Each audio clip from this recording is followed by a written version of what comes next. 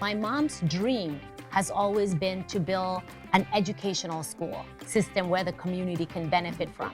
And so our plan is truly to build from a pre-K all the way to high school, just to be able to give back to the community and do a vocational center as well. And so that's what has been our focus. So my mom, before we moved to the US, when my brother passed away, she had already acquired a piece of land. And so she wanted to, she fenced it completely. And so this was like 30 years ago, like 25 years ago maybe. And she fenced it and she already built 2 classrooms that were finished. And then it was that time that my brother was killed. And so the whole family had to leave. So we've been gone for that long. And so unfortunately, my mom was not able to complete her that project. Yeah. And so now we're very energized and excited, right, with the new Gambia, Yeah. to be able to come back and finish that project, that promise that my mom had once had, Yeah. And so, obviously over time, you get a lot of wear and tear with the place, right? So Yeah. we just recently had a contractor who's now hired to, get the project on the way. Yes. So, finish repairing the fences and then, again, start with the classrooms. But I have to say that unfortunately, we had to put that on hold, especially the past month and a half that we've been building on there. We were approached by a couple of people, or our contractor was approached by a couple of people who reported to be from the Ministry of Lands on local government.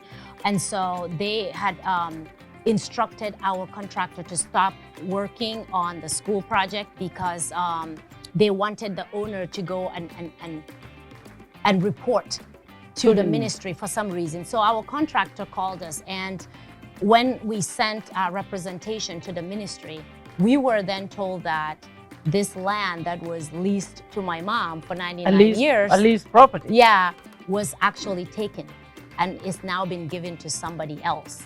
taking and giving it to somebody. Yes. Is it being used for a government project or given to another person? No, it was given to a private person, another individual. It was, yes. And so we were shocked, obviously. But were you guys written to officially or anything? We have never received anything official from the ministry at all. Not paper-wise, not verbal. We have never. It was us going to the ministry and asking, hey, why was the contractor asked to stop working? And at that moment, they said to us, it's because we took the land. And we said, okay, what's the reason for taking the land? We were a little surprised because we've always paid our land tax every year, all the way to 2021. We were always paying land tax. We have no areas left. So we were not quite sure what was the reason. And so in the last month and a half, 2 months, we've engaged the Ministry of Health, and we have had some talks with the minister. The Minister of Lands, right? The Minister of Lands, Okay. yes. I don't know him personally, but we have sent representation to him to try to resolve this amicably, right? And so it's been 2 months that we've stopped working on the land, on the project, waiting to hear results from them. And we have not heard anything really much other than we took the land.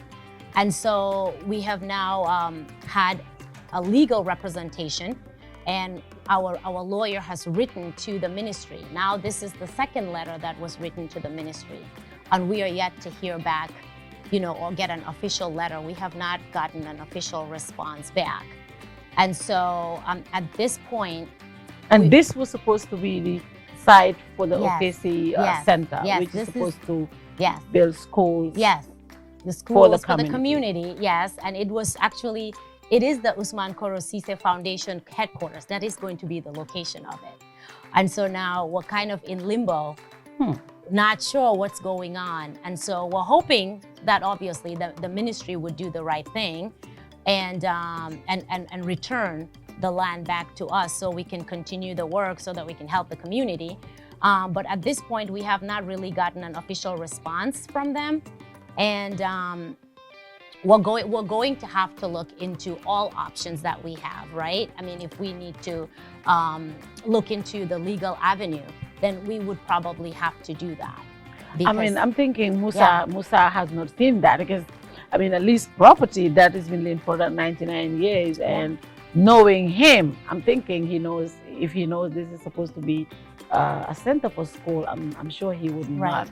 They would not take that. Right. I mean, there's so many things that happens within the lands ministry, or the lands and physical department. I hope after watching this, the minister will reach out to the family. Because I hope so. I mean, I think the Gambia would really hope that we have the OKC center. That would mean a lot to the people of the Gambia. I think so. For somebody who gave so much. We're I expecting think so that. Well, we're hopeful. We're hopeful that, you know, the minister would kind of, you know, give this a peaceful resolution, you know, where we would be able to get back to work and get to the projects and get the work done, because there's a lot to be done. So it would be very unfortunate if we would have to lose this land and not be able to do the educational projects that we would like to do for the community.